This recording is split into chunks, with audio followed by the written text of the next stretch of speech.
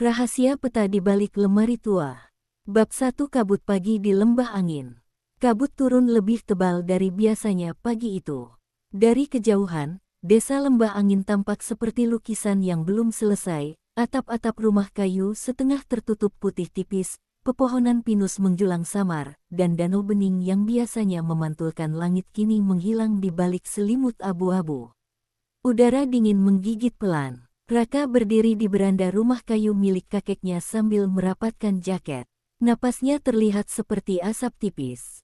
Dingin banget, ya. Suara Dito terdengar dari belakang. Raka menoleh. Jam segini biasanya udah cerah. Dito menyeringai kecil. Kabut begini enak buat cerita horor. Jangan mulai, sahut Naya yang baru saja muncul sambil membawa buku catatan kecilnya. Kabut cuma fenomena alam. Tapi tetap seram, gumam Salsa pelan, menatap ke arah danau yang tak terlihat. Bruno berdiri di sisi Raka. Anjing berbulu coklat keemasan itu tidak biasanya setenang ini. Telinganya tegak, hidungnya bergerak pelan, seolah mengendus sesuatu yang tak kasat mata.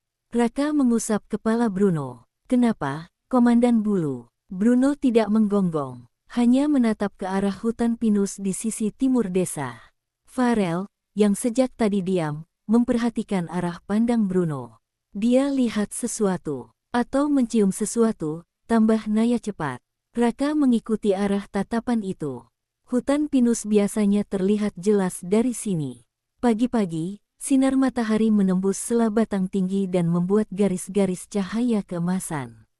Tapi hari ini, hanya bayangan kabut tebal.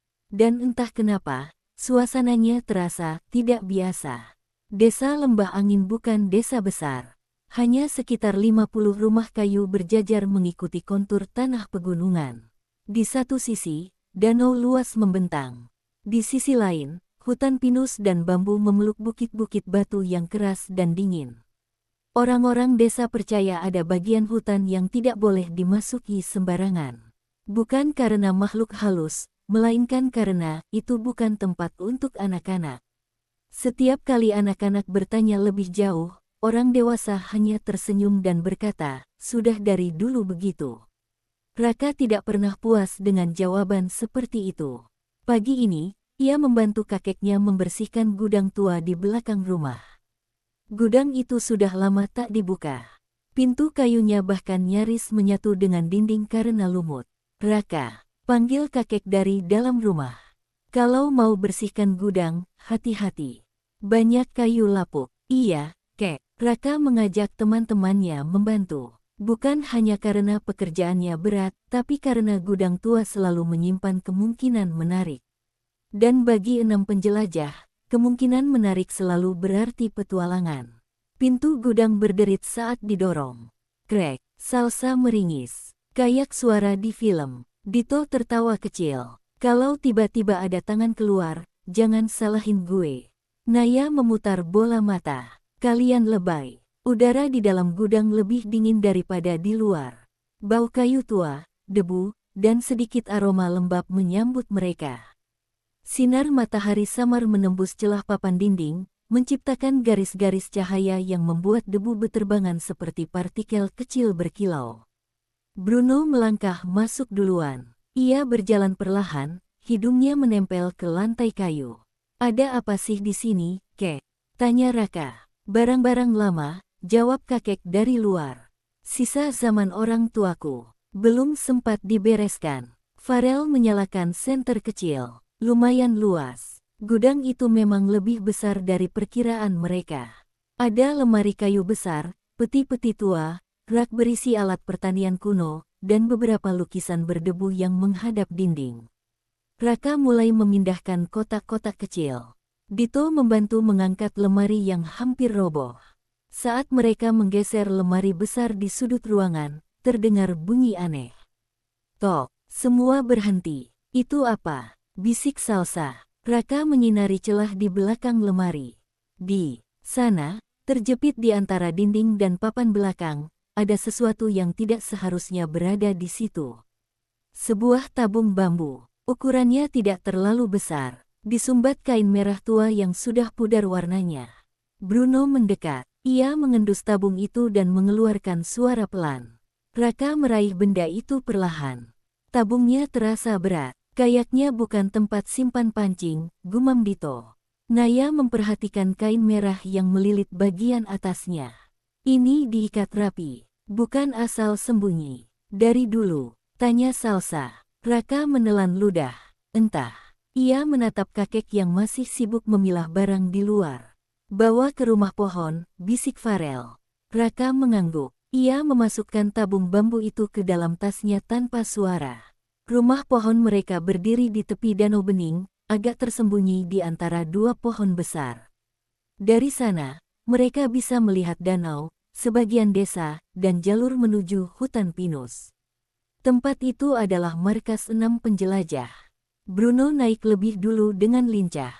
Dito menyusul, lalu membantu Naya dan Salsa. Raka mengeluarkan tabung bambu itu dan meletakkannya di tengah lantai kayu. Kabut masih belum benar-benar menghilang. Dari ketinggian, danau terlihat seperti hamparan putih. Buka, tanya Dito. Raka mengangguk pelan. Ia membuka ikatan kain merah dengan hati-hati. Tidak ada suara aneh. Tidak ada asap. Tidak ada ledakan dramatis seperti film. Hanya selembar kertas kecoklatan yang tergulung rapi di dalamnya. Naya menarik napas dalam. Peta, katanya pelan. Mereka membuka gulungan itu bersama-sama. Garis-garis hitam tergambar di atas kertas tua. Ada sketsa danau, jalur hutan, dan sebuah tanda silang besar di salah satu bukit. Bukit Batu. Di bawah tanda silang itu tertulis dengan tinta yang mulai pudar. Rahasia lembah angin. Jangan dipercaya siapapun. Tidak ada tanda tangan. Tidak ada tanggal. Hanya kalimat itu. Senyap. Hanya suara angin tipis yang menggerakkan dedaunan. Ini bukan bercanda, gumam Salsa. Farel memperhatikan sudut peta. Ada simbol kecil di sini. Simbol kompas. Tapi bukan kompas biasa. Ada garis tambahan di antara arah mata angin utama. Naya membuka buku catatannya. Kita pernah lihat simbol ini. Raka menggeleng pelan. Bruno tiba-tiba berdiri. Ia menghadap ke arah hutan pinus. Dan kali ini, ia menggonggong. Wolf. Semua menoleh. Di balik kabut tipis yang mulai menipis, tampak siluet seseorang berdiri di jalur setapak menuju hutan. Tinggi, memakai topi lebar, diam, menghadap ke arah mereka. Siapa itu? Bisik Dito. Siluet itu tidak bergerak beberapa detik, lalu perlahan berbalik, dan menghilang ke dalam kabut. Jantung Raka berdetak lebih cepat. Dia lihat kita, kata Naya pelan. Dia lihat peta, tambah Farel. Salsa menggenggam tali kecil di pergelangan tangannya. Berarti bukan cuma kita yang tahu. Raka menggulung peta itu kembali. Wajahnya berubah serius. Kalau memang ini rahasia lembah angin, katanya perlahan, kita nggak bisa diam aja. Dito tersenyum tipis. Akhirnya, Raka menatap teman-temannya satu persatu. Besok pagi, kita ke Bukit Batu. Bruno menggonggong sekali lagi. Seolah setuju. Di kejauhan, kabut perlahan terangkat. Dan untuk pertama kalinya hari itu, sinar matahari menembus celah awan. Tapi entah kenapa, lembah angin terasa lebih sunyi dari biasanya. Dan misteri yang selama ini tersembunyi. Baru saja bangun dari tidurnya,